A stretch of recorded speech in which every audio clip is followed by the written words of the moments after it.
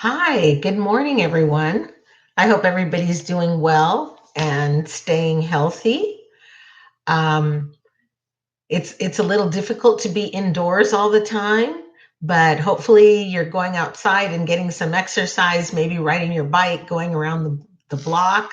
I know I've been walking, the dogs love it, but we have to get out a little bit or we get house happy. Hi, Alyssa, how are you? And Jin Jin, how are you guys? I miss you guys so much. I miss our class. I miss seeing your faces, your lovely smiles, your great conversation. Yes, Jinjin, I got your homework and it'll be posted on GradeLink sometime today. I hope you understand it takes a little time to grade your papers. It takes actually a lot of time because we have to go to the email, click on the page, and you know that I always give you comments. The only time I don't give you comments is if you have a perfect paper, and then usually I put a comment on GradeLink. But making the comments, sending it back to you via email, it takes a little while, but we're doing it. We're getting it done, and all of you are doing great. I sent out an email last night because some of you had not turned in all of your assignments, and thank you. I got a lot of them this morning. So let's see. You see me some more or your work. I'm sorry that you don't see sometimes the work on GradeLink. Hi, Gavin. But it's also on a Google spreadsheet. But GradeLink has not changed. That's the same GradeLink you had when we were in school, and everything is on there. And now it's on the Google Docs spreadsheet as well. And I will also give you the assignments today. But everything is there on GradeLink and on that Google Docs sheet. Okay, just a reminder again that April 3rd is the end of the quarter, so make sure you get all of your work in by then. I'm fine, Jinjin, thank you. All right, so let's get started. Uh, Yesterday, we talked about the great state of Texas, who stood alone as its own country for a while. And we talked about how they got people to Texas by giving away land, because we've also talked before about how getting land is one thing, but you need to occupy it if you want to keep it, and you need to administrate it as well. So a lot of people coming into Texas, and depending on who the president is, remember you saw that video with Sam Houston and Mirabeau Lamar, depending who the president is, the Indian policy for Texas was quite different. Sam Houston kind of grew up with the Indians and had a respect for the Indians. He lived among the Cherokee in Tennessee, and so he was sympathetic to them. Yes, Alyssa, I did get your homework. Um, Hi, Hannah. Hi, Morgan. He was sympathetic to them.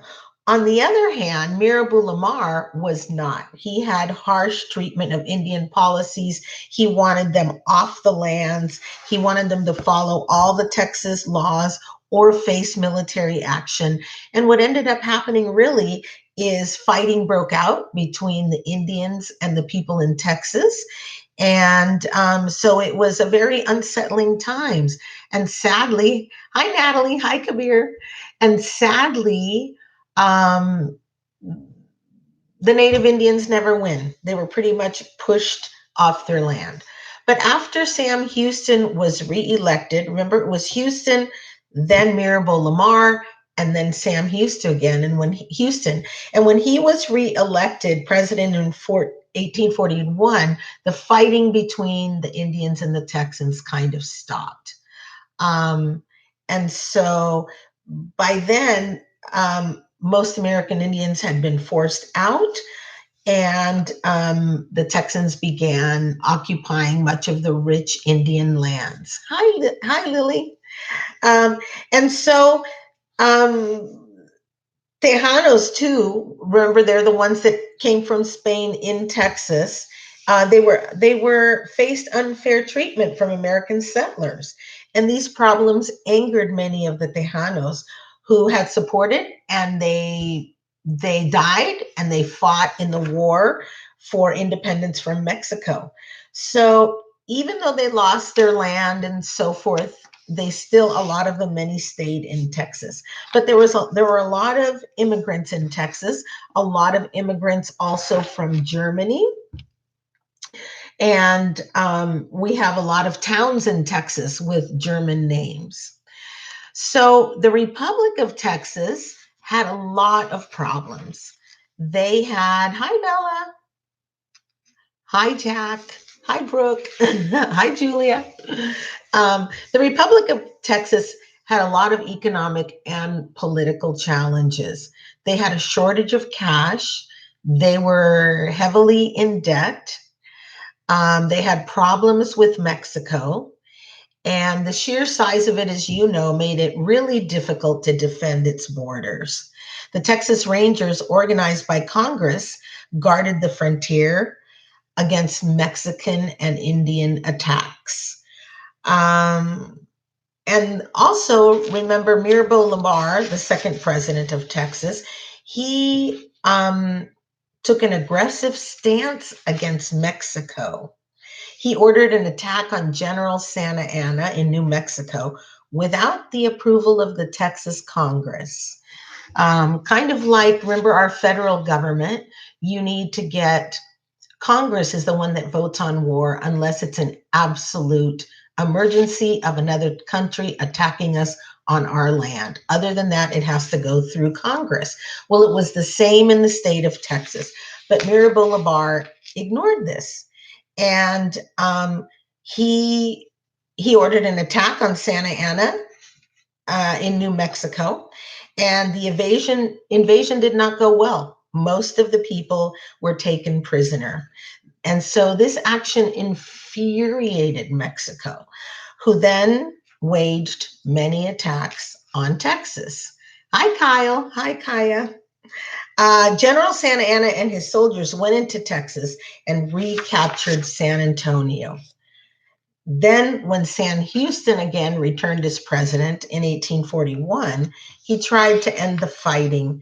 Ultimately, he signed that peace agreement of Velasco with Santa Anna in 1844. And so that pretty much ended the fighting.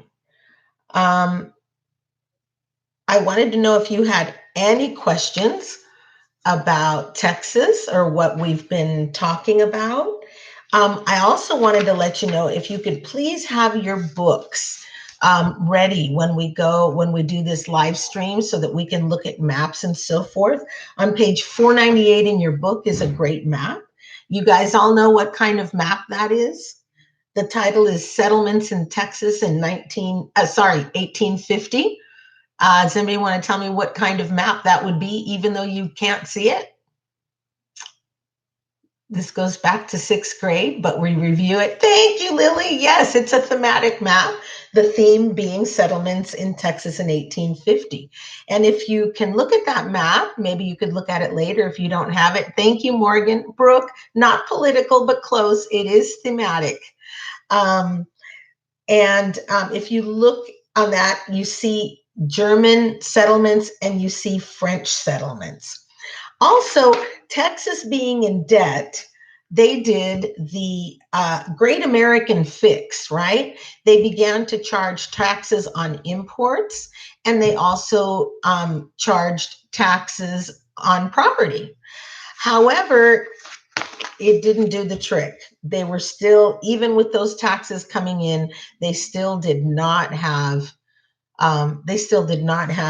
enough money to be on a to have good economic balance. Yes, Julia, Jack, all of you are right. It is a thematic map. And so remember also that President Jackson didn't want to accept Texas as a state because it was a slave state. and he didn't want to disrupt the balance between slave and free states. And so that was really important. So Texas had a lot of challenges going in. Plus, they were getting really a lot of immigrants, and they weren't following laws, and they had tensions with Mexico. The Americans had tensions with the Tejanos. So a lot going on in Texas. But they were able to hold their independence and be the Lone Star State, their own country, for a good amount of time. All right. Are there any questions that you all have? Any questions at all about this section? After tonight, your homework is to read pages 496 to 500, and it's about the Lone Star Republic, Texas, what we were just talking about. And then tomorrow, we're going to move into Oregon and the far west. And I'm sure a lot of you played a game. Well, maybe not. Maybe you're too young. A while ago, called the Oregon Trail, where it was a game about following the Oregon Trail, and partly historically correct. And so we continue, the United States continues to grow after we annexed Texas. Yeah, Jinjin, you played it? Awesome. It was a pretty fun game, very popular at the time. Okay, if you, anyone have any further questions, you have a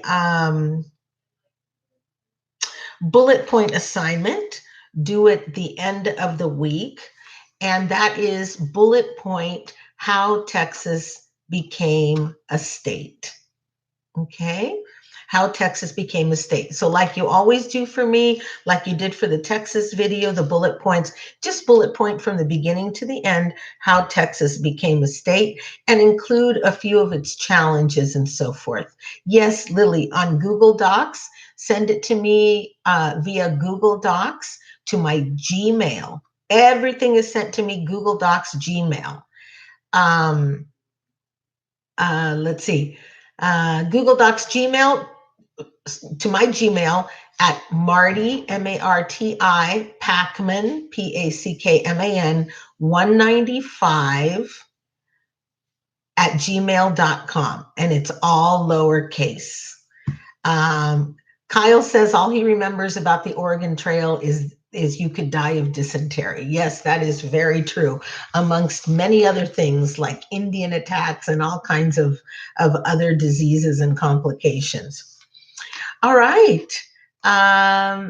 Yes, email, Jinjin, you got it, except do not capitalize M in Marti. It's all lowercase, okay?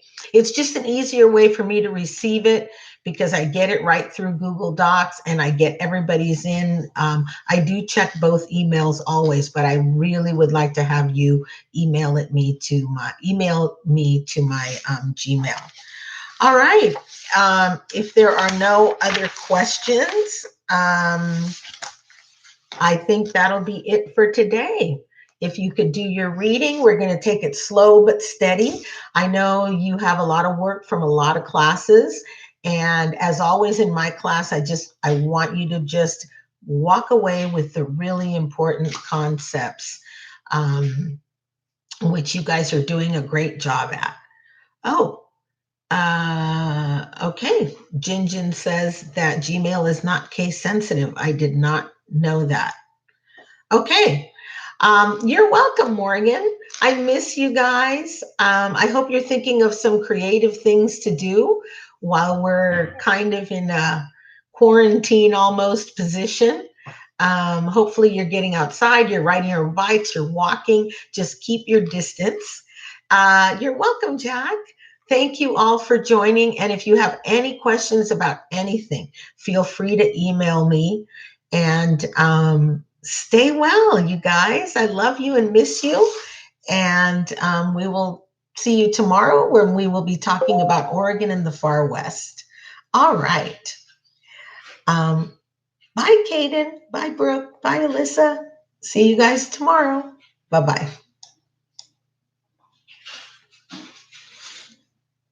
Mm-mm.